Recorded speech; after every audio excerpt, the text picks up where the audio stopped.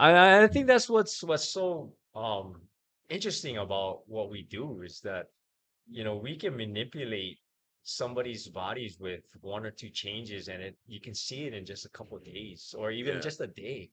Yeah. It's really, really like I find that it keeps me going Yeah. basically. Because everybody's different too, Yeah, right? everybody is a different challenge. Yeah. You as a coach, we're basically just problem solvers Hmm. of people's whatever genetic shortcomings Hmm.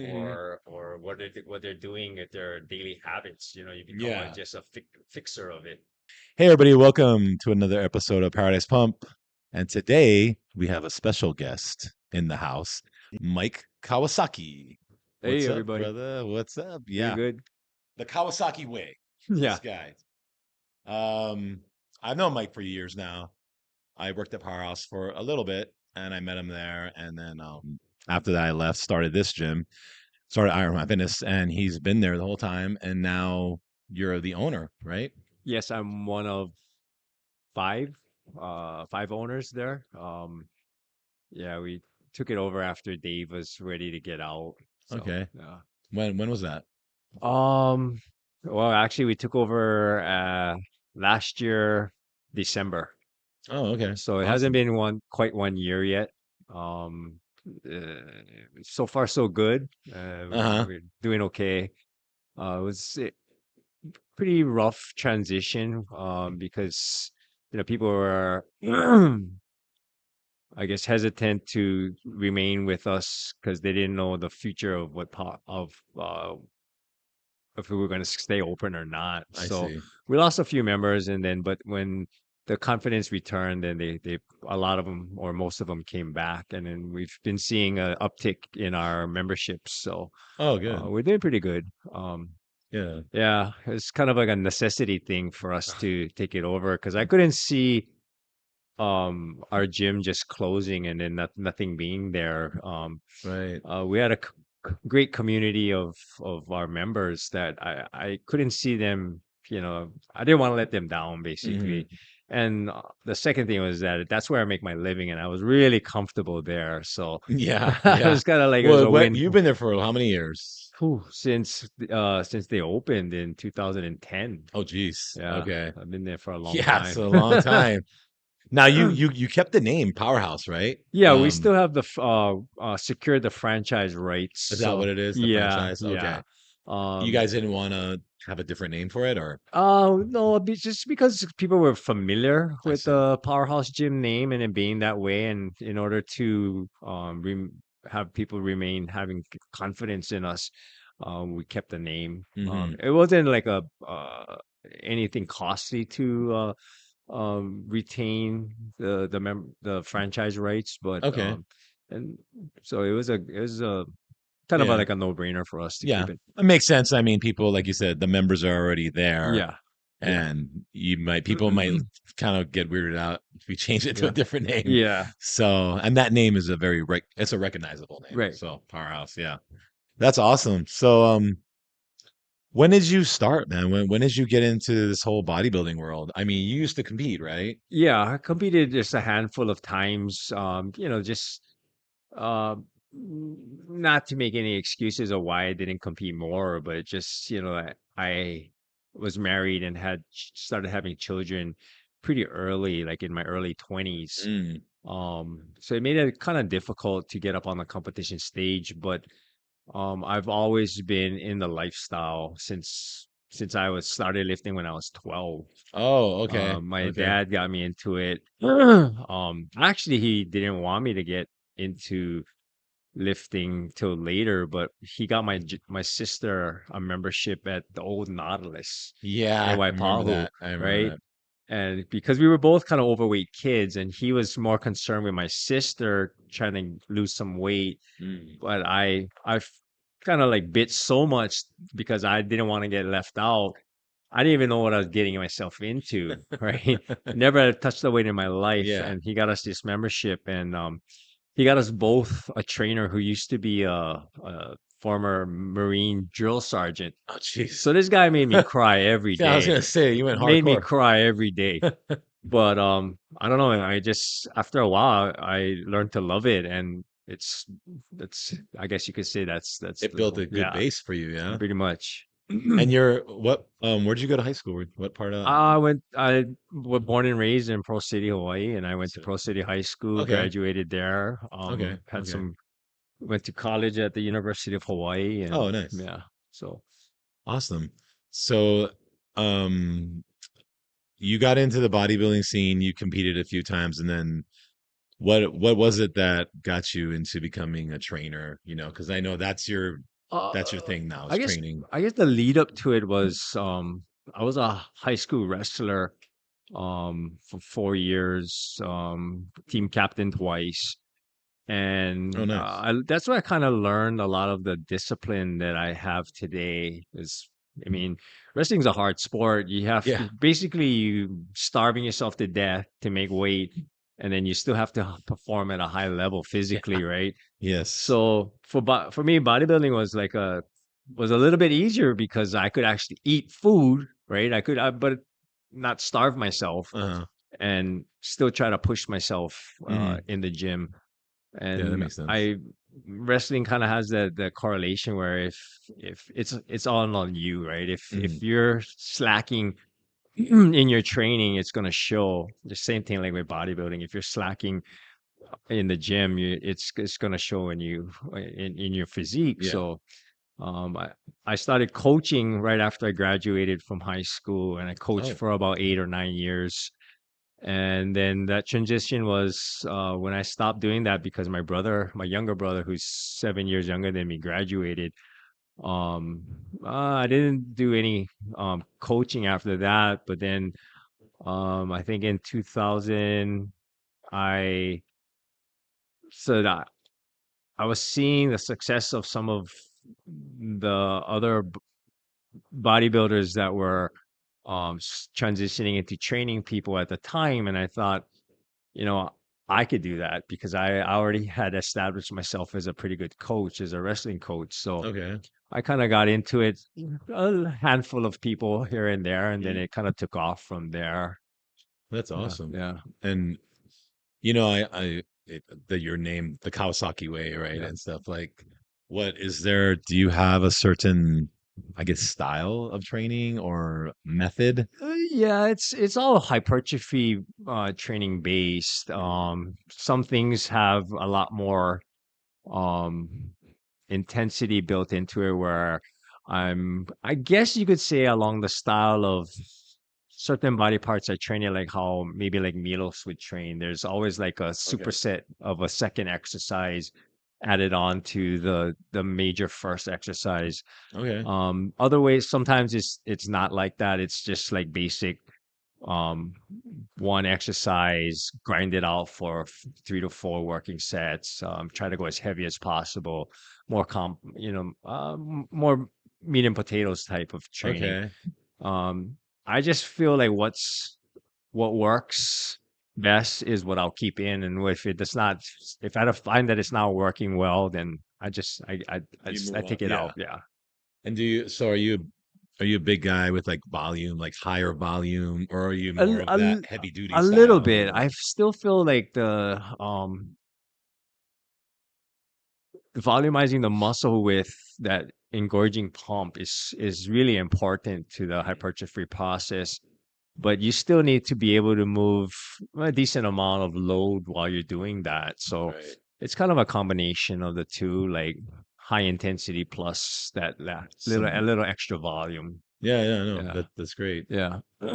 And then you do all your clients' diets too. You put them on when Yeah. they're competing and If stuff. they're willing to comply, yeah. Oh, Some I see. people they don't want to be told what to eat, right? Uh-huh. They're like macros or whatnot, but or they just want to train just because they want to train hard. And so Mm. I don't touch their diets. They eat whatever they want, Oh, I basically. see. Okay. Yeah. My competitors though, yeah, I just write out specific diets You for do them. specific things, yeah. Yeah, yeah, yeah. Yeah, and you've had a pretty good success rate. I mean, you've had a few people turn pro, right? 10 to date. 10. Yeah, Wow. That's yeah, pretty good, man. That's yeah. awesome. Is a mixture of male, female, or Yeah, I would say probably more females at this point right Really? now. Maybe like 50-50 actually. Oh, Yeah. okay. Okay. Yeah.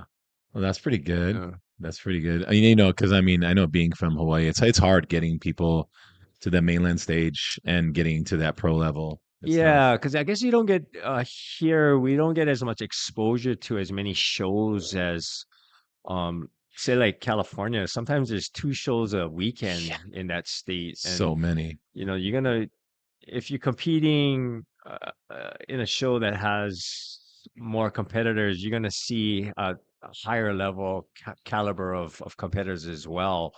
A lot of times when I take athletes up for the first time to a Okay. pro qualifier, it's just as an eye opener, right? I see. They need to see what they need to compete against because they haven't, I guess, competed against that caliber of athlete yet. Okay. Um, not to say that some of our athletes are ready to go from winning a regional here to going and getting their pro card already. It's just it's not as frequently encountered as it would be on the mainland. You know what I I can see mean? that. Yeah.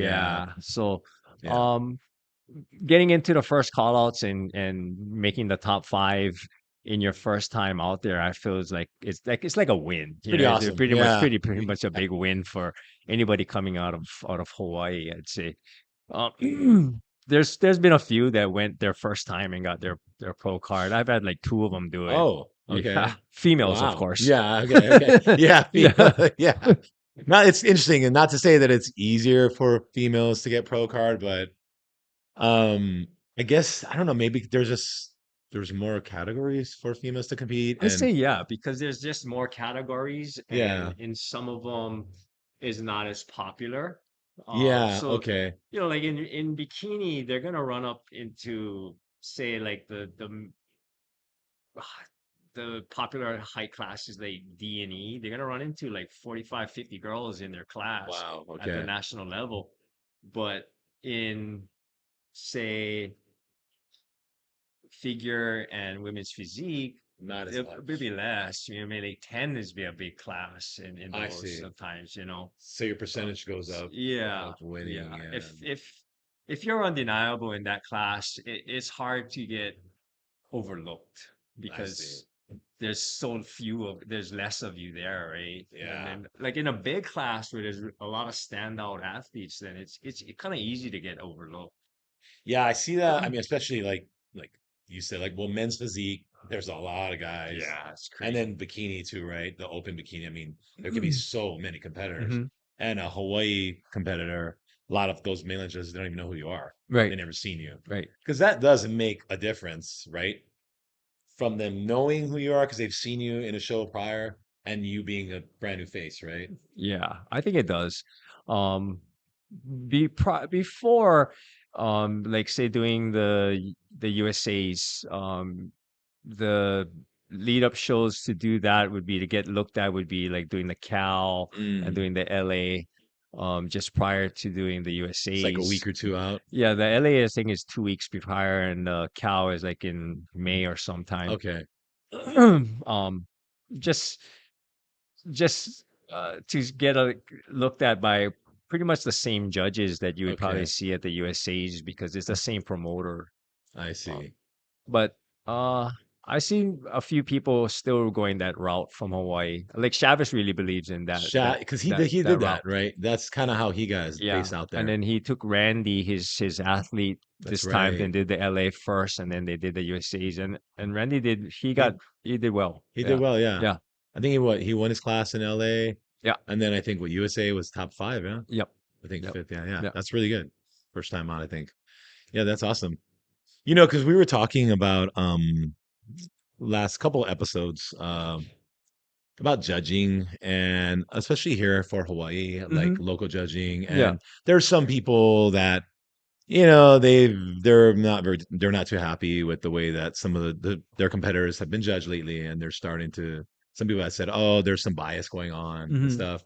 I mean, do you encounter that, or do you feel like that sometimes happens a little bit? No, I mean if they're saying that it's political, like say any one coach or Hmm. one team has a favoritism over the other, uh, you know, there's been times where I felt like my athletes should have did better. I mean, Okay. many times like that, Yeah. you know what I mean? And then like, I mean, it is what it is because you have to understand it's a subjective sport, right? It's in the eye of the beholder. So what you think and what somebody else thinks could be completely, totally different Yeah. things, right? So, I mean, I just say it is what it is. Okay. You know, learn from what you got from prep and from how you placed, and go back into the gym and make the corrections and do better. Yeah. You know, that's all you can Yeah. do. Yeah. Complaining all you want ain't I gonna know. get you. Ain't gonna They're get. not gonna change the They're not place. gonna say, "Oh, okay, now let's make you first place now." No, that's not gonna happen. Yeah. No. Yeah, and I'm sure you've had some guys really get mad, Oh, right? of course, Like yeah, blow up or just get upset. yeah. Or have you ever have have you ever had competitors kind of get upset at you like, "Oh, well, we didn't do this or we could have done this and how come we didn't do this?" Or have you ever had that type of thing? So, Maybe where they were blaming you a little bit? I'm sure there's been times, but they've never had that um vocalized it to me, Okay. right?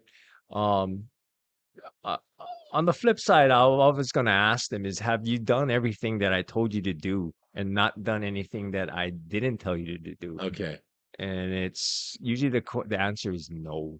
Mm, And then, well, then there's the problem. maybe we need to comply a little bit better, Uh-huh. right? Yeah. Yeah.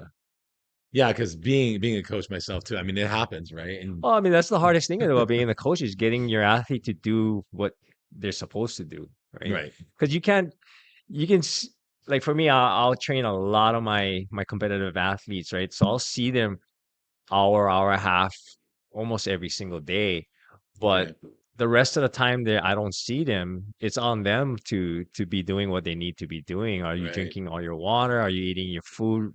Are you eating the right portions? Are you staying away from things that you don't need to eat? Are you resting? Are you getting Yeah, enough sleep? all the All that. pieces, right. All of that. Yeah, It yeah. all has to it all affects the end product. Mhm. Are you a big supplement guy? I mean, as far as like, do you, vitamins and there's so much things out now, and even with the like peptides and stuff, are you a big advocate of those things or like what Yeah, you are? I do. I feel like it's important to cover all your bases. I've been trying to really educate myself as much as possible on um, all the peptides and all the biohacking supplements that are coming out now. Yeah, there's so The many. GLP one, two, Yeah. threes, right? Even me, I had to start looking that Yeah, up. Yeah. it's becoming a game changer for a lot of people who may not have the best genetics, but these things help them get into the shape required to be successful. Without it, Yeah. I feel like it'd be very, very, very, very For some difficult. people, Yeah. yeah. Yeah.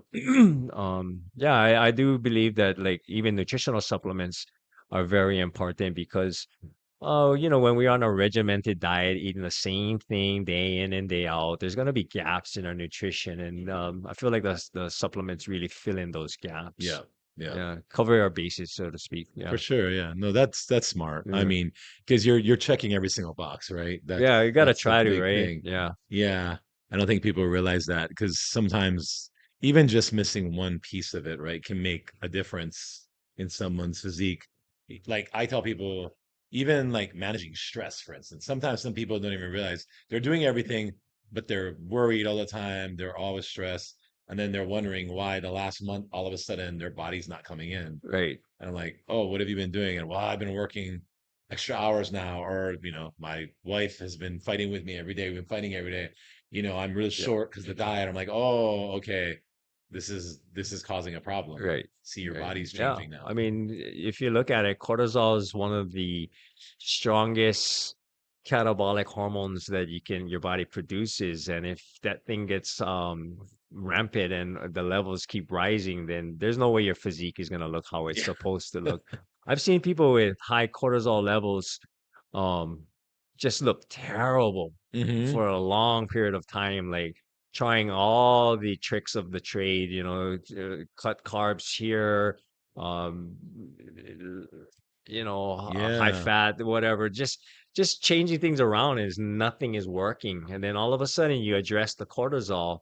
and overnight their body changes. Yeah. Amazing, Yeah. yeah. Because they have like it's like a watery, it's like a film Yeah. almost, right? Yeah.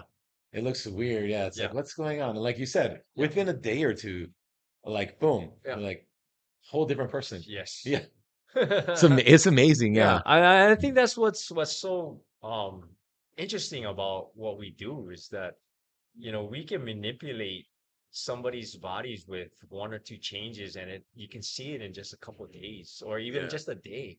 yeah, It's really, really like I find that it keeps me going yeah. basically. Because everybody's different too, Yeah, right? everybody is a different challenge. Yeah. You as a coach, we're basically just problem solvers Hmm. of people's whatever genetic shortcomings Hmm. or what they're doing at their daily habits. You become Yeah. just a fixer of it. Yeah. Like, do you enjoy? I'm curious, like, if so, do you really enjoy this, the guy who comes in, phenomenal genetics? You're like, whoa, this guy, I'm gonna shape this guy, he's gonna go far. Or do you kind of like that challenge of the person who you're like, this guy is gonna need a lot of work, but Mhm. I want to see if I can take him from ground zero all the way up there, you know? I I like both. You do? I like Okay. seeing how far somebody with really good genetics can go. Okay. You know what I mean? Implementing what I feel is like what's best for them. Mhm. Um, I also like having people who I don't feel like have the greatest genetics to start really surprise me. And then my last athlete in this last show, Brian, he won the bodybuilding novice masters and he won his class in the open, Oh, okay. right? Um, if you had saw him 2 years prior, well, actually, you can look up his pictures. He did men's physique in his first show, Oh, okay. and we couldn't get him lean to save his life. It was just a Really? battle, right? So we went back to the drawing board and we just implemented, just sound dieting and supplementation techniques throughout the 2 years. And his body just kept transforming and transforming and Slowly. transforming. Yeah. And he's older. How old is he? He's like 41. Okay. Oh, so he's Yeah. like early 40s. Yeah. Okay. Yeah. Okay. Now with when somebody's stuck, typically say they're you're like you're almost there, but they're just kind of their body's holding on. Do you tend to take calories away, or do you tend to maybe add cardio? What do you kind of do? A Honestly, little bit of I both. try to actually towards the end when the body is starting to get stagnant, I'll Hmm. try to add calories Oh, first. maybe you add. Okay. Yeah, just to see what happens.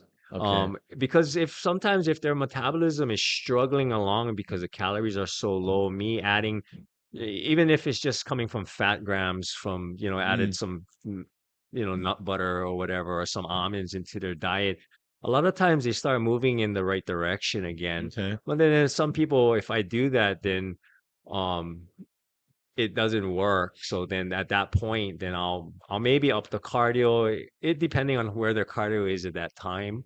If it's been pretty absent for at that point, then I'll put it in. I try to get as lean as possible with a little amount of cardio these days. Prior to this mindset, there was always a lot of cardio, you just Okay. that was the way old school bodybuilders did it, Yes. right? Yeah, I know. We would Knock out an hour. morning, Yeah. night, right? I've done it. I did like 2 hours of cardio a day to get Yeah. ready for the USA's for 6 weeks straight, That's 7 days a hell. week. That's hell. And I had to have a hip replacements prior to that. So every step on that Stairmaster was agony. And then, as I learn more about human adaptation happens and physiology and stuff like that, it became more wiser for me to just address the nutrition more than to actually try to outwork your diet, so to Yeah. speak. Yeah. Yeah, because a lot of people think that that's the thing, right? The myth, right? People think, oh, I can just eat more and or eat bad and I can do my cardio and I'll be Right. fine. Right. They don't realize like it doesn't work like that. No. No matter what, I don't care how Yeah. much cardio you do, it just doesn't work like that. The body's not gonna respond. So I know you used to work with with Jed, right? Yeah. Years ago at Yep. Powerhouse Yep. before you came over here.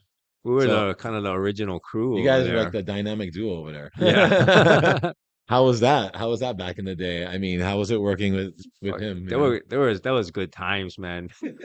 Yeah. It's just some stories from that office upstairs. Yeah. Yeah. It was a different vibe back then Oh anyway, yeah. right? I mean, the Yeah. gym was so different back then, right? Yeah. Yeah. So I was he's a little over bit more here. hot-headed back then too. You were what? I was a little bit more hot-headed back then too. Oh, Yeah. Sometimes yeah. Mike would come This up. this is the calm Jed. Yeah, but I just got out Yeah. of the Navy though. That's Yeah. where Yeah.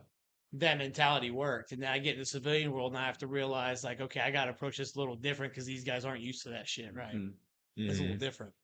I mean, do you have any like really cool success stories with any of your clients from before? You got like one story of somebody that just kind of, you know, took a path and went really far with it, or Well, somebody that you never expected to do as well as they did? I don't know if you remember Dom's first show here in Hawaii. Yeah, yeah, yeah, Remember yeah, yeah. I remember them. how he looked, how he Yeah, posed? yeah, oh yeah. I mean, that right there is kind of like he's like my biggest success story because he's doing what I'm doing now on his own on the mainland, right? Okay, It's okay. competitive, still competing as a pro bodybuilder. He just did a men's physique show and stuff like that. Oh, So okay. if if you had asked me back then when I first started with him, is this where he would be today? I would have said no, hell no.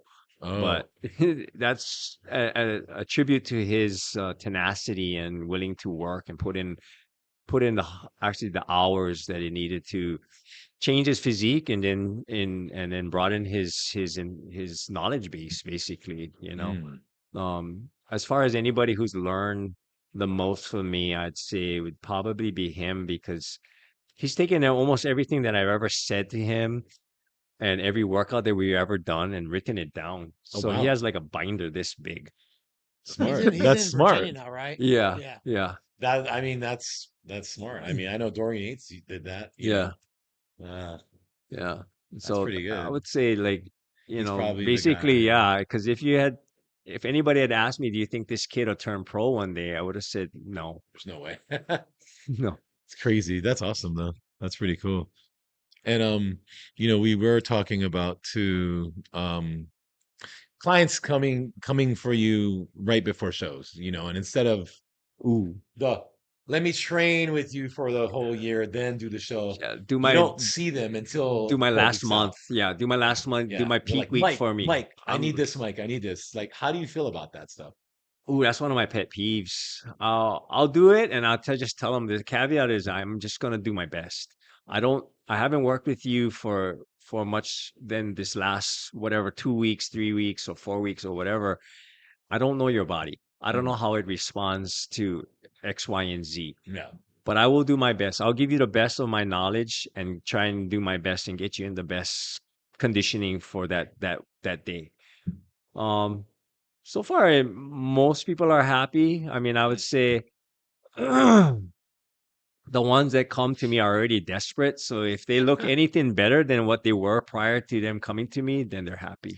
Is that usually they come to you because they had a different coach that didn't work out, or they were trying that on their own and it wasn't working? Sometimes I think it's where it didn't work out with their coach. Okay. I think a majority of the time is that they were kind of like muddling around in the dark by themselves, Okay. right? And then just getting confused already. Because at the end of prep, you're just Yeah. Your brain mentally dead. burnt, Yeah. right? You just looking in the mirror and all you see is just like the dysmorphia that Oh, comes in. And 100%.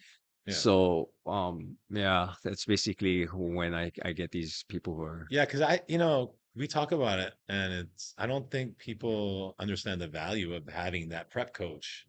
A lot of yeah, times people think, oh, I'm just yeah, going to do it. I'm going to do it on my own. yeah. Or maybe they have a friend helping them. I like working with my long-term athletes because their prep is a year long.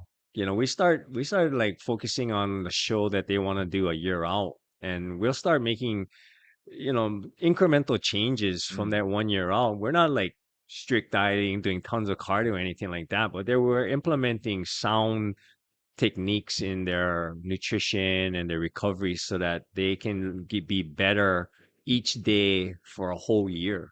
Okay. And then that seems to be it works to me. That works best because I, I would say the people who do that lose almost no muscle mass at all Yeah. because it's such a slow loss of body fat. I mean, almost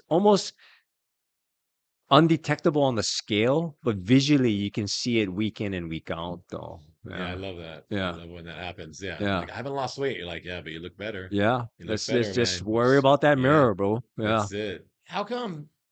I may be wrong, but how come you see so many prep coaches now? But like we've said before, you watch a lot of these videos of like Sean Ray, Flex Wheeler, and guys in the '90s. They started out doing a lot of stuff on their own, and they were successful with it. Yeah.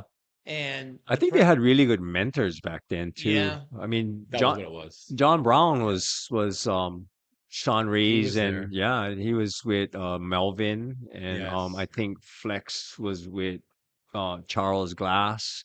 I mean, well before he ever probably was ever trained by Charles Glass. Charles Glass was probably in their lives, basically. yeah, You Big know, time. yeah. Yeah, I would agree because like, And then Paul Finn was with him too. yeah. So yeah, oh yeah, because a lot of the times too, there was older competitors even who would help out. They would guide, and yeah. you'd be in the gym, and you go to the mirror, and guys would be there Yeah. critiquing or I think giving they you were fortunate advice. they were in the cool kids clique. You know Yeah, what I mean? Chris, Flex, who else was there? Melvin, Sean, all those Rico, guys, yeah, Rico, Sam, right? Sam. They were all, and they all probably all shared knowledge and stuff like that with each Hmm. other and stuff like that. Do you think the food quality between then and now has had an impact on how physiques look on stage? I would say definitely, I try to get my athletes to eat mostly organic um things like Okay, fruits, vegetables, beef, chicken, whatever, but okay. I know it can get expensive. So if it's not affordable, then we're just, we just got to make do with what we got.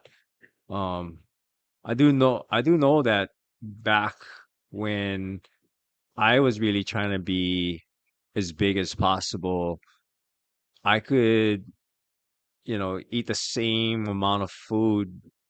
And back then I just would just keep getting bigger and bigger and bigger. Mhm. Now it's kind of like, I don't know. There's Yeah, something, it's something. Yeah. and a lot of time, my stomach too. I notice. And granted, I'm older now, but I never had stomach, never in my whole life had stomach issues Right. ever, ever. And then I don't know, in the last 10 years, I guess, I got to be careful. And it's weird because it's not all the time, right? So I'm Mm, like, I don't think I have stomach issues. I think it's the food, right. and it's causing reactions in my stomach. Sometimes I try to I kind of wonder if it's the type of fats that are being um used to prepare food and additives in food and stuff like that because um you know a- all the processed vegetable oils and other stuff like that, Yeah, human body wasn't made to process that really. We do good on like actual animal fats right. basically, and nut fats, um I think you're right about that because I I can think eat I yeah can I eat a think 12-ounce steak, yeah, no problem. yeah. I have something that's in oil, dude, I'm going to the bathroom. You're like Stan Efferding said that when one of his rants that he can't eat any meals out because of how they prepare the food in either safflower oil or a processed Mm, vegetable oil or corn oil or stuff like that. He has instant diarrhea. yeah, So he just won't eat out, right? He makes all he if he wants to eat something good to eat, he has to cook it himself. yeah, And it goes right through me. I think that's what's happening to a lot of people. I've had a guy, the whole time I worked with him here, no matter what, we couldn't get his blood sugar going, couldn't get his numbers right. He moves to Germany, eats the same shit, wakes up in the 80s every day. Mm, And I started thinking, like, wow. well, and then, I've talked to Fabian, he's from Germany. Yeah. He was telling me how it's not like here we have like a small number of mass produced farms for all this meat. they've got local places, local butchers per city, per village, and so the meat's Mhm. it's a lot more cleaner. Oh, I see. So And I'm sure it's all grass fed, yeah, Yeah. game meat and whatnot. I mean, that you can't beat that honestly because the omegas in a grass fed um beef is so much better than in something that's even just corn finished, you know. Mhm. Do you think that there's a difference in, say, buying frozen chicken or the fresh chicken? Ooh, definitely feel like there's a difference. Taste, texture, yeah. What about as far as like assimilation and stuff? You think there's a difference? Well, I feel like anytime that you freeze something, you alter its amino acid structure a little bit, basically, because Mhm. it's and then you thaw it out. It's never quite the same. Yeah. I would say fresh would be the ideal, but Yeah. that's almost impossible in Hawaii. Yeah. Everything has been previously A frozen, lot of even it. if it looks thawed and Oh it's yeah. fresh. It's been frozen before. Oh, see, Yeah, I didn't realize that. Oh, yeah, so mostly because they have to ship all of it, right? yeah, pretty much. So all of it that's coming from the mainland, it's always frozen. Then Yeah. they thaw it Unless and you're ship it, unless you're you're slaughtering and butchering your own which chickens. they're Yeah. not. Yeah. I didn't even think about that Yeah. for Hawaii, Yeah. right? In the mainland, maybe it's different. Yeah. Mainland is probably you can probably get fresh chicken on the Mm. daily. Even probably fresh beef. Yeah. One of my friends was yeah, he was doing that. He was going directly to the source. He was going to the farmer and the guy Wow. would slaughter specific cows that he would raise for that and just buy his beef that way. Did he say it? He noticed a difference? It was amazingly different. Like Really? he was it was interesting because he started eating his beef raw. Liver King. It's just specifically a type of cow. These were calves that were only um udder fed from its mother. It ate no grass, it ate no grains. It just drank its mother's milk. And these cows would be within like I guess there's a certain size that a cow will get on, like feed Hmm. and whatever else they're pumping it with, right? A Hmm. lot of antibiotics are put into cows to make them grow really fast. I Yeah. don't know how that works, but they pump them full of antibiotics to make them bigger. Um, these cows get nothing, but these cows that drink only mother's milk outpace these cows in Wow. growth. And the meat is not red meat, it's pink. Oh, okay. Yeah, pink. Not like it's because it's marbled like Wagyu beef, but it's just pink. Just the pink. Yeah. So he started eating it raw, and Interesting. it was interesting because he, was like a bodybuilder, and so he had done testosterone and testosterone replacement therapy, and then so when he started doing that, he said he got off of testosterone replacement therapy because his natural testosterone went through the roof Oh, for some odd reason. really? I don't know if you can pinpoint it as being that, but that was the only real change that he had made at that time. Interesting. Yeah. And he would eat like little chunks of of the liver as his vitamin. So like once a week he would eat like a little chunk that he had just swallow it, It's pretty hardcore. and I mean, he didn't even need to take any more vitamins after that. That's interesting. Yeah. wow, that's it. Yeah. Yeah. I I don't know if get, many people could do that, I know, but I was gonna yeah. say it's pretty hard. I guess the Liver King was onto something. Yeah. And because speaking of like low tests, there's a lot of younger, especially in their 20s, 30s, and a lot of these guys are having low tests. Yeah. And I think it's it's environmental the stress food and environment, all of it. just the stress of living in uh this world nowadays. You're stressed about having to make income so that you can survive, basically, and then you're trying to push yourself physically to better yourself in the gym, and couple that with our poor nutritional values of the food that we eat now, I think it all plays an effect in on how our hormone levels are. Yeah, it's sad because I would say, us guys like growing up in the 80s and 90s, and you look at, like the movies that were being pushed out there, like high testosterone, right? Right, A right, lot of right. Rambo, Rocky, Commando, Arnold, like all this kind of stuff. And the ideal guy back then was like this, jacked guy, like Hmm. muscular guy Right. who could beat up people, right? That was the thing. Hmm. That's not the case anymore. That's not the narrative anymore. You don't really see that as much anymore. Very It's it's not as softer. not as frequent It's anymore, at least. softer. Yeah. Yeah.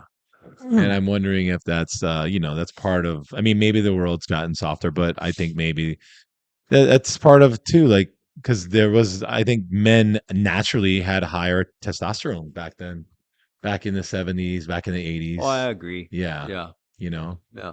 just in general. Yeah. I think so. I don't know if that's better or worse. I mean, I think a lot of guys were fighting a lot more back then, Yeah. like fist fighting at least. Nowadays, guys are just shooting each other. Right. It's a little different, Right. right? But I know growing up there was a lot of fights. Now it's not so much anymore, which Hmm. is good probably. But that I wonder that could be attributed to higher testosterone levels, Could be. and Yeah. maybe their dad Yeah. had high Yeah. testosterone levels and they got their ass beat, so Right. they went and beat somebody at school, right? Yeah. It kind of trickled down, so it's hard to say. Um, so like, do you do a TRT or yourself? I mean, at this I point in your life, I am yeah. very, very, very light dose. Okay. Uh, Back in 2020, I got diagnosed with prostate cancer, Oh, geez. Okay. and I went through several treatments to mitigate that. I'm at a point where it's on us just surveillance. So in order for me to still be effective at what I do and um, able to continue to physically do what I do, I needed to get back on a small amount of it. Um, Okay. um, Like what's Based your on dose? um, I do basically 45 milligrams of it 3 times a week, if I remember. Yeah. So sometimes I forget. So You like splitting it up like that? You yeah, like the 3-day a week better? yeah. I Yeah. feel like my serum levels are a lot more stable. Mm. Um, yeah, I mean, according to I guess the medical establishment, I'm crazy for doing it, but I'm working with a forward-thinking urologist, and he Okay. doesn't have. He actually needs me to have some type of quality of life. Yeah, As I for sure. went for several years where my testosterone was below 90. Jeez. Yeah, Whoa. How did that that's feel? terrible, like Walking Dead. Really? Yeah, no emotional, nothing to just felt dead. Wow. 90. Yeah, and Wow. everything you did in the gym didn't pay dividends. Like I was trying to train my ass off, trying to overcome having low testosterone by outworking it, out nutritioning it. It just the body just doesn't respond to anything. Nothing. Yeah. Wow. So like, I mean, part of that, like now learning through what I went through is just if I'm gonna work with a male athlete, they're either gonna have adequate natural testosterone Mhm.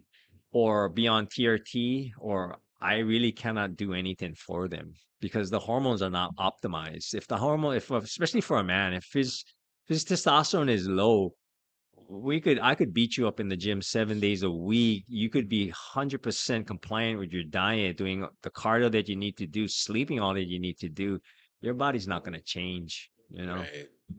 And is that's something that you usually check like early Early, on? yeah. You I you have them go find get that out. labs. You Yeah. get labs done and you Yeah. check I everything. try to get people to get labs done when they first come to me because you never know if they're hypothyroid or I hyperthyroid see. or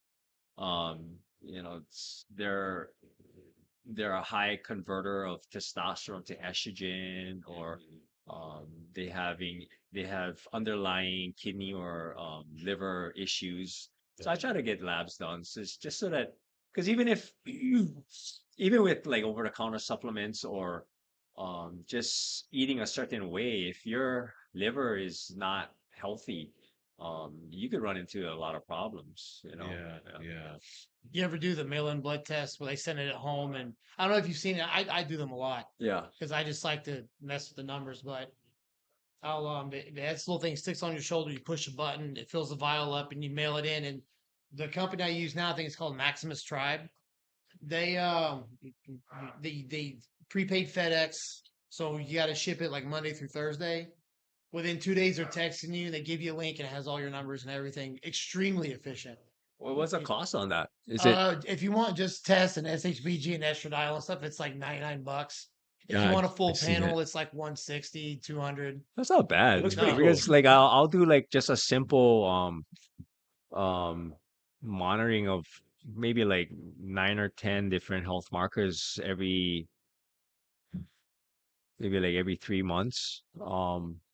And with my insurance, my copayment through DLS is like $99 Oh, anyway. So, it's not you bad. know, It's yeah. pretty So good. that's pretty good that you're Yeah. Does that also, do you use growth hormone or do you not take that? For Yeah, myself, for yourself. previously in the past, I've taken probably thousands and thousands of IUs of it.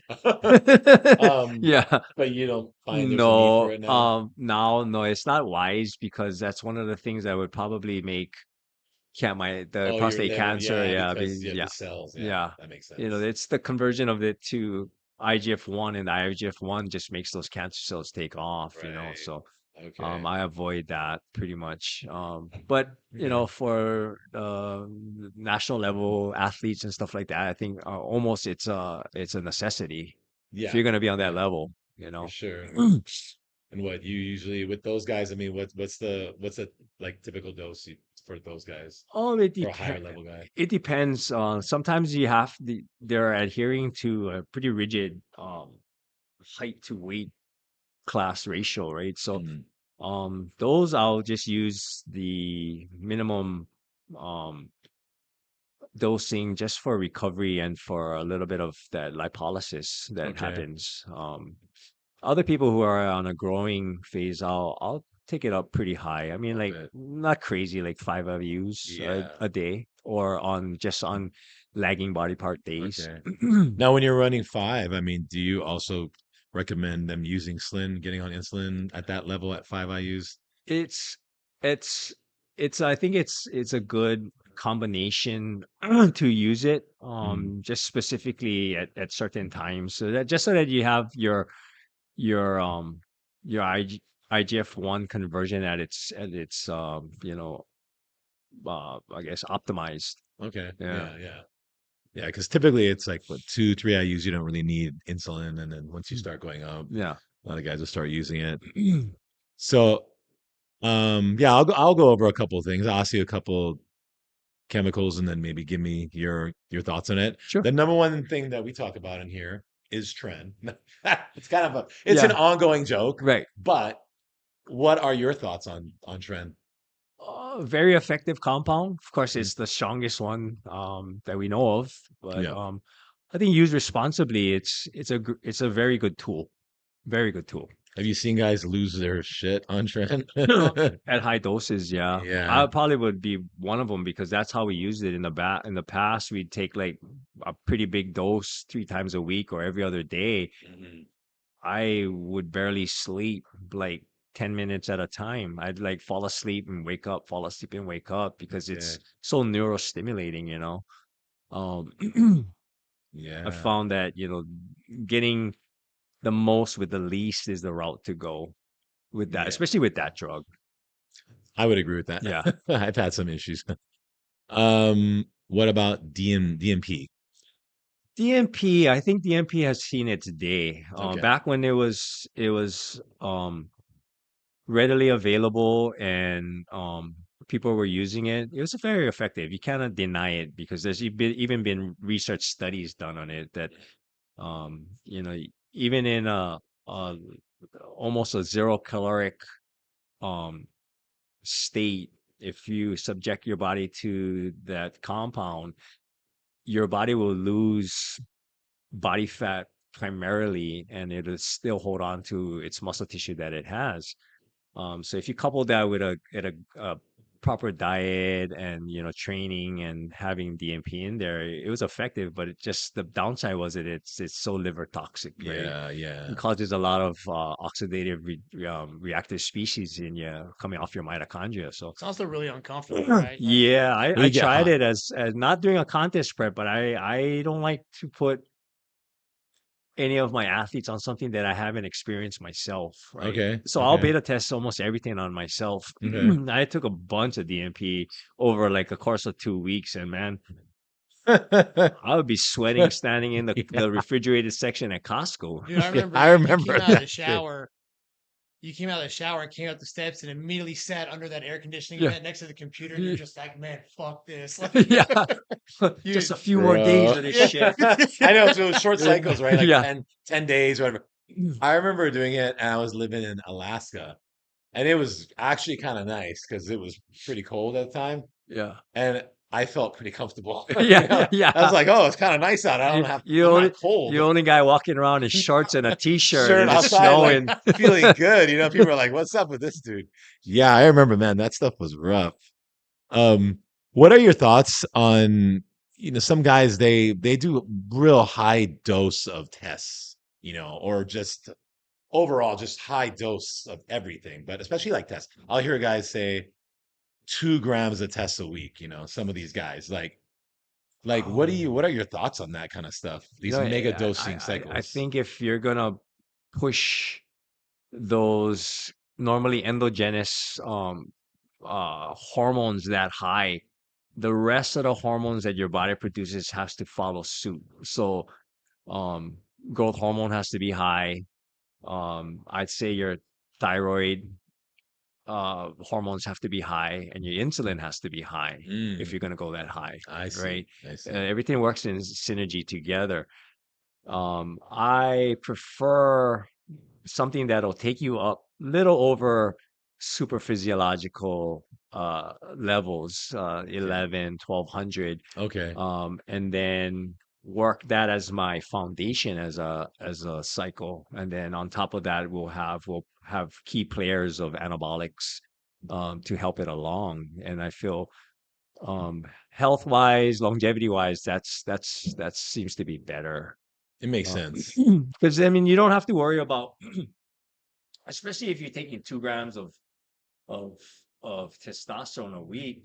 You know, you as a male, you have to worry about conversion to estrogen, right? I mean, there's a certain point where test and estrogen need to be at a good ratio for you um, to build muscle. But then if it Hmm. gets over, um, you know, out of control, then having too much estrogen becomes a health problem for a man. You Yeah. know. For sure. For sure.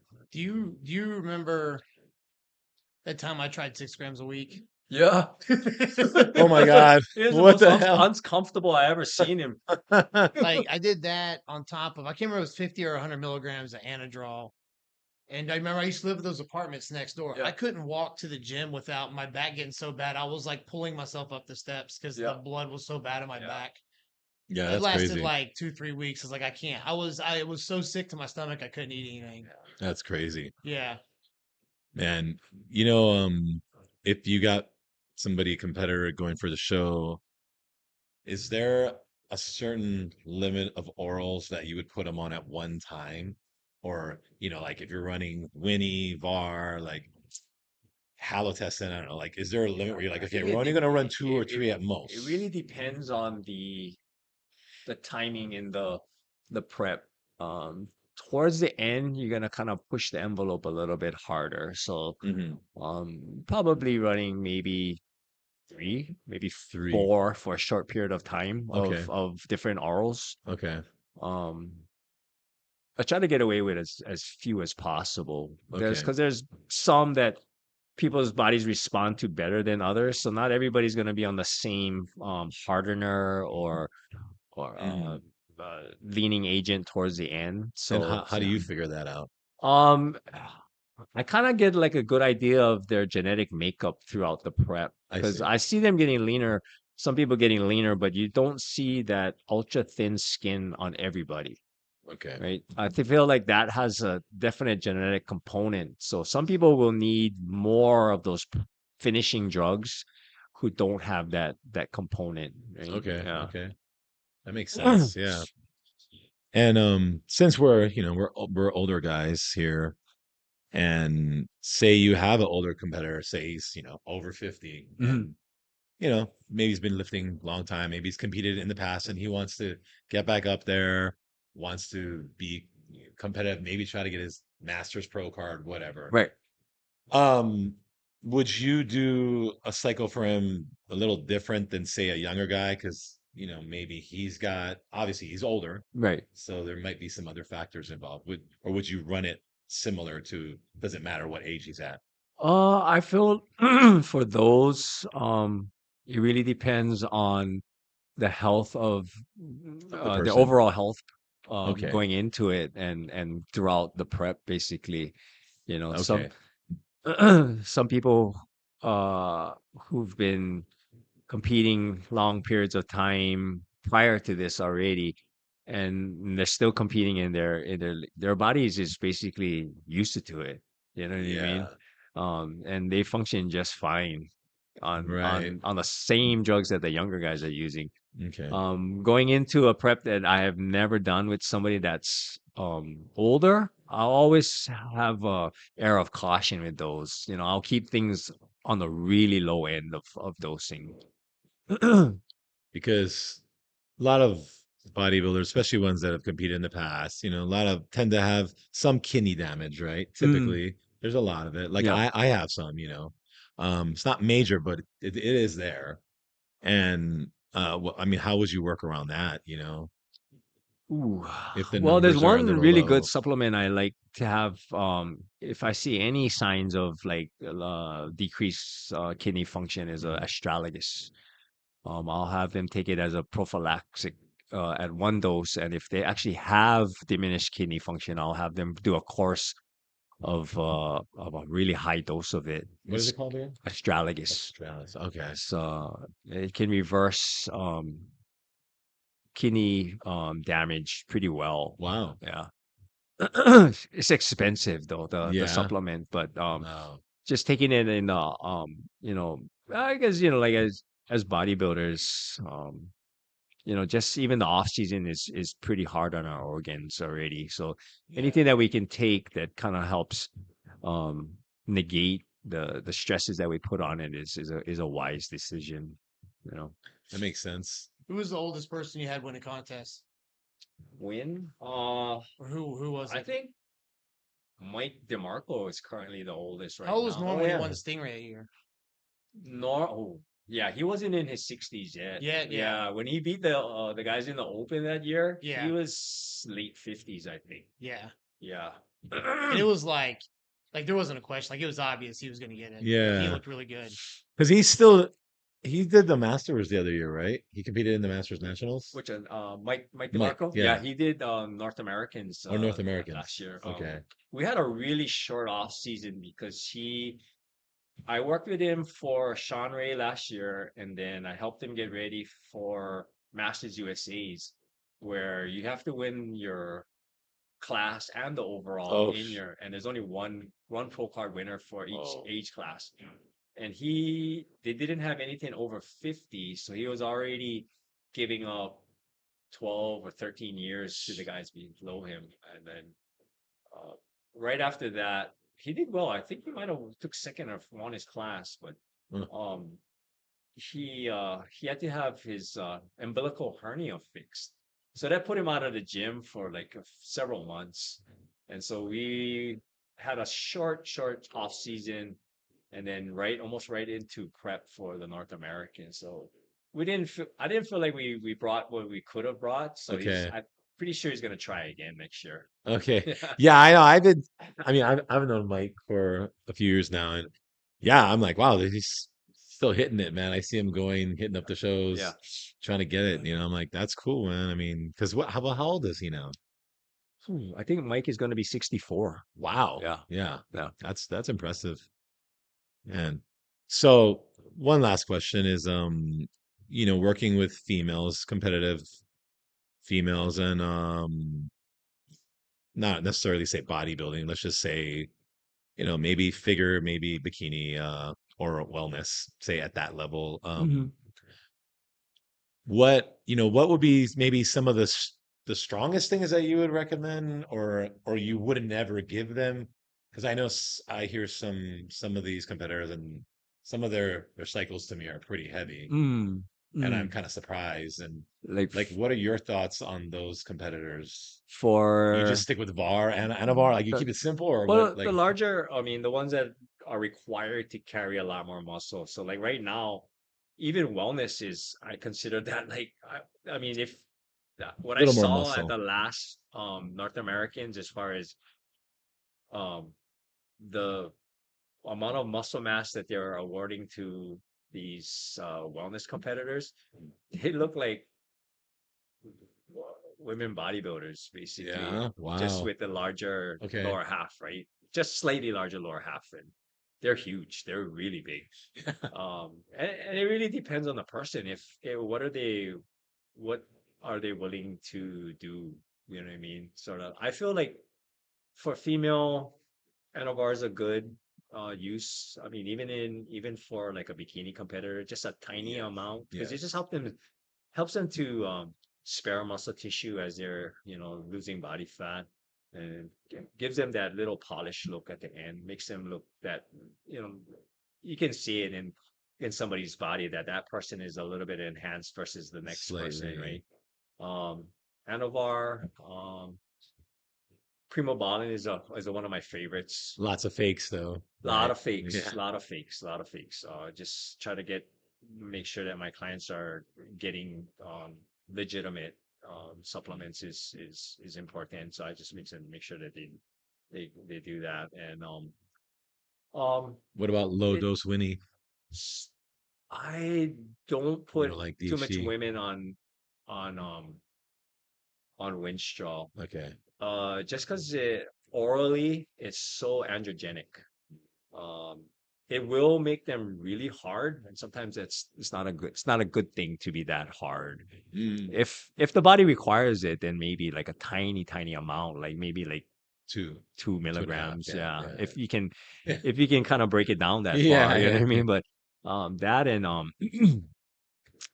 if they're really trying to pack muscle on, like I feel like a little bit of NPP works well Oh yeah. because it's a progestin based hormone that women produce a lot of Progesterone. progesterone Yeah. anyway.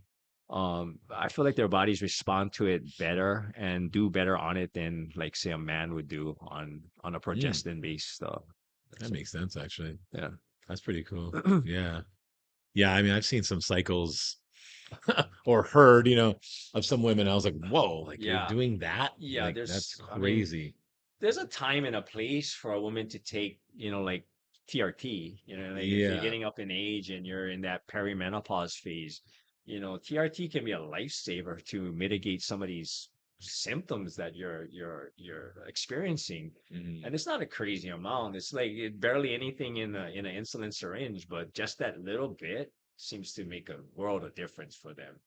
Amazing. Yeah. Yeah. And I think I think a lot of women don't even know that, or don't do it because Yeah. they have no idea. Well, no medical doctor is gonna tell you, oh, let's give you some testosterone to help you get you through Yeah. this perimenopause and actual menopause. And no, they don't. Um, Because what they're not addressing it. They don't even what talk about it. but yeah, Yeah, exactly. And these women are suffering, right? suffering. A lot of them think they're going crazy because their hormones are all out of whack, and they can't understand why they're so angry or so emotional at all times, Mm. and um, we're a slave to our hormones, basically. Yeah, because have you used DHEA on some women? I feel like it's really effective. Okay. Not as high a dose I would put a man on, but Okay. it is effective. Yeah, because tests typically for women, what's a dose like? Maybe 10 a week, maybe something like that. If you can break it down to like between 10 and 15 milligrams, if you split it up into like 3 doses a week, I think that's ideal. Just so that your serum levels are pretty much level throughout the week. Yeah. Yeah, that's pretty good. Yeah. Yeah, I think that's hard. That's hard to break down. Hard So time. I mean, you're Yeah. talking They don't this much. nobody's making testosterone for women where it's a 50 milligram per ml Yes. bottle, right? Everything is 200 or above. So I remember it was depot tests and it was like 50 mg bottles before. right, I've right. seen them Yeah. before, but not really anymore. Not anymore. Yeah. Yeah. So I think that's when they were giving a small amount of it to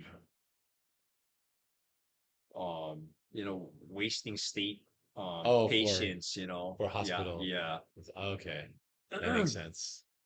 And I know Anavar was part of that mix too, Yeah. right? Yeah. Anavar was like your dose for women on VAR, what is it typical on Ooh, it average? can go as low as like 5 milligrams Oh, a okay. day. Okay. Yeah. And it just depends on the person because everybody's receptor sensitivity is and density is different, right? Some Yeah. people you can give them the tiniest amount and it's like putting gasoline on a fire for them. And other Hmm. people, it takes a tanker full of They can gasoline to handle. make the fire go. Yeah. Yeah, some people you give them a little bit and it just goes and I mean and then sometimes you go a little bit over and then all the sides start coming out. You're like, Right, "Whoa," right, like they right, get right. major sides. And Yeah, then like you said other you can load them up and there's like no sides and I'm like interesting. Like everything's going good and you're taking a lot more yeah, than the other person would. right. And So, it kind of has to do with what class they're trying to compete in as well, right? You don't want to give them right. so much that they start having more masculine features because although you're being judged on your physique, bikini, wellness, all of those female categories, they're still being judged on appearance, right? Like the Yes. beauty of it has to be there. So Yes, that's important. I yeah, know. Yeah, because there is a factor of having the face. face exactly. And now that they have Fit Model, Mm, okay, and that's definitely really the face, right? Because right. these girls are small. Um, I mean, for one, do you have any girls that are interested in training with you for Fit Model? And two, what are your thoughts on Fit Model? I currently only have one that is training with me that wants to stay in fit model. Okay.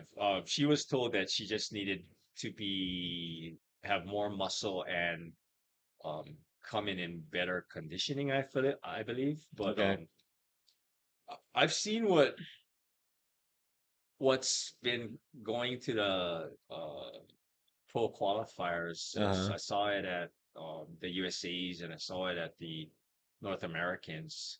It's a Okay. huge class already. I think it might even have more than the bikini class You now. think it's going to be the next big I thing? think it's more attainable for people who want to compete to get up there sooner.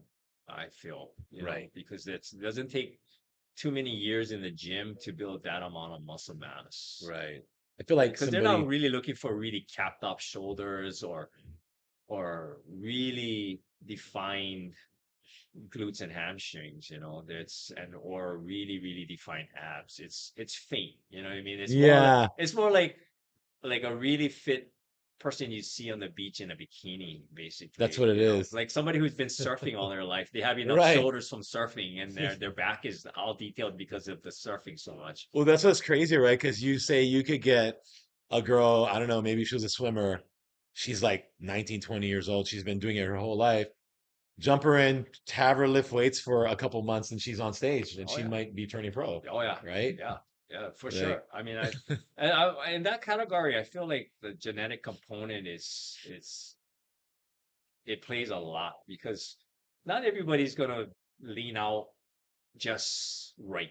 You know what I mean? Some mm-mm. people like myself included. Like I'll get leaner in certain places way before anything. The other stubborn places will get lean, right? Yeah. And for a lot of women, that lower half is something that comes in last, but the upper body gets so lean prior They to do, the lower yeah. half get coming in Yeah. shape.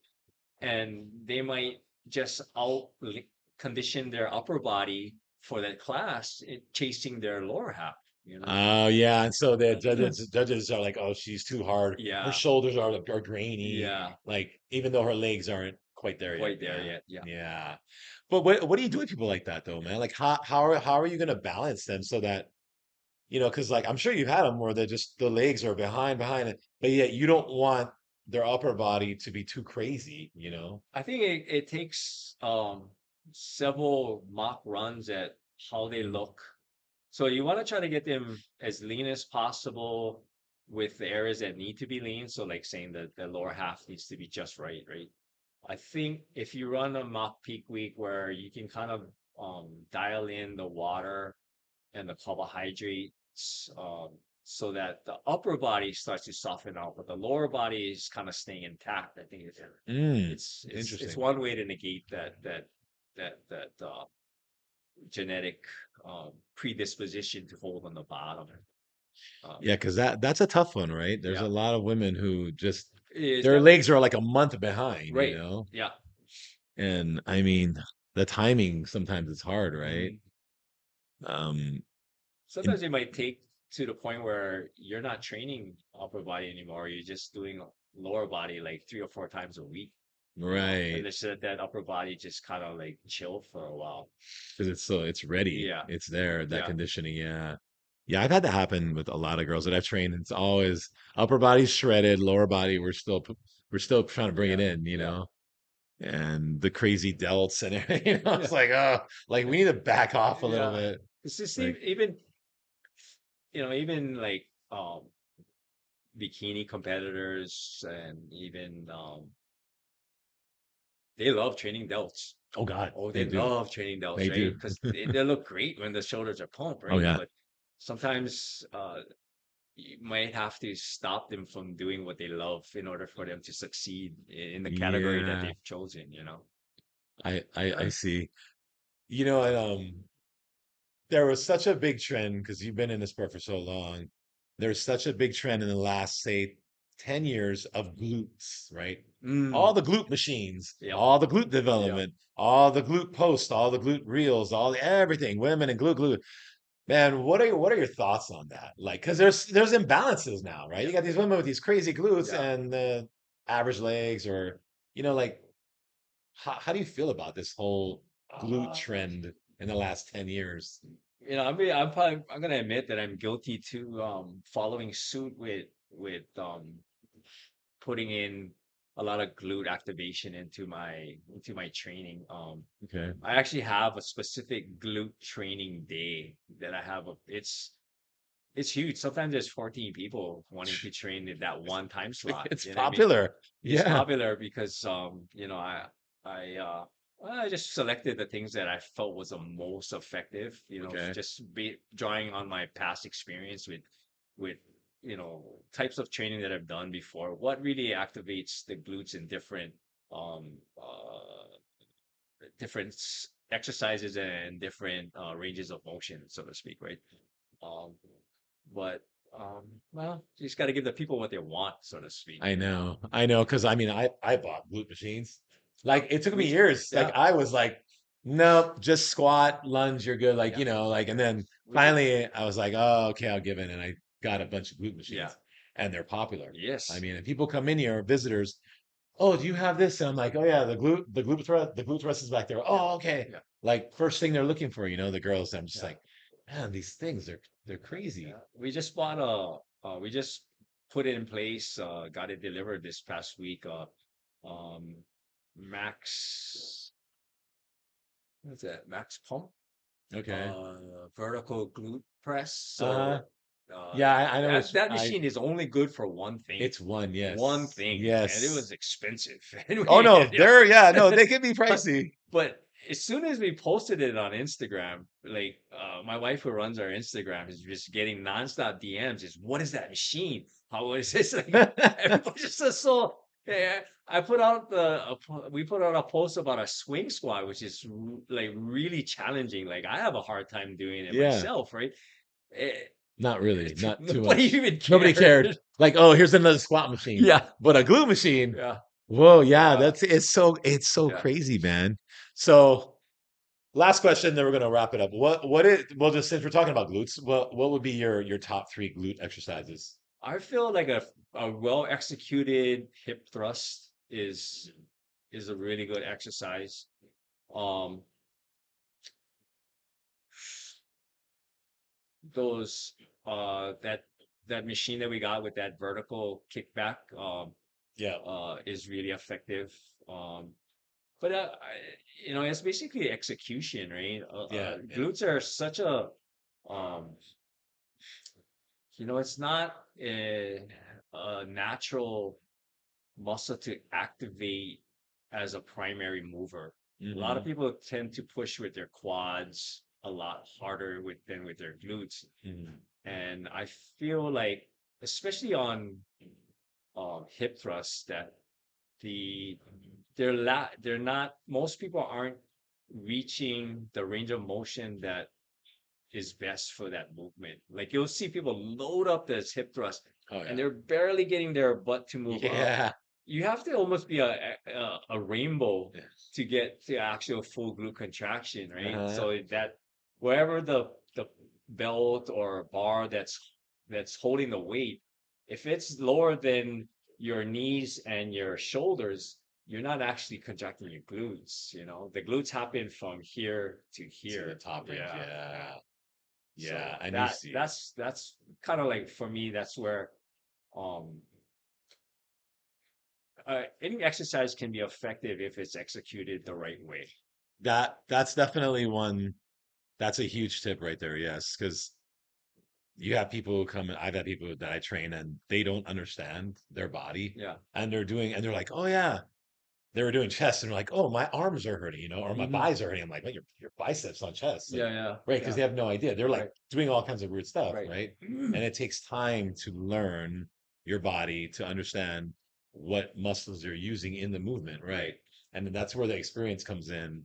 And that's why some people don't understand how somebody who is experienced, who's been training a long time, can just do a few sets and they're fully pumped. Everything's engorged. And Exactly. they're sitting there doing 6, 8, 10 sets, and they're like, I don't know, my shoulders aren't pumped yet, my chest's not pumped yet. And it's like, well, you're using your back and then you're using your biceps, all kinds of weird stuff that they're Right, doing, right? right. So what is your advice, man, as a professional trainer, for anybody that's watching this video, who might be interested in competing, getting serious in training, like what would be like a real big tip for anybody that wants to do this sport or get involved? Um, I would say if your knowledge base and you feel like your training is not as effective as it needs to be, definitely reach out to somebody who has experience and they can probably help you to get past those sticking points in your training. I mean, it might be just a change in your mindset of how you execute a rep. Hmm. That could make all the difference, because if you're getting better stimulation of a muscle compounded over the over all the reps that you do for that muscle group over a period of time, that's gonna equate to a lot of growth.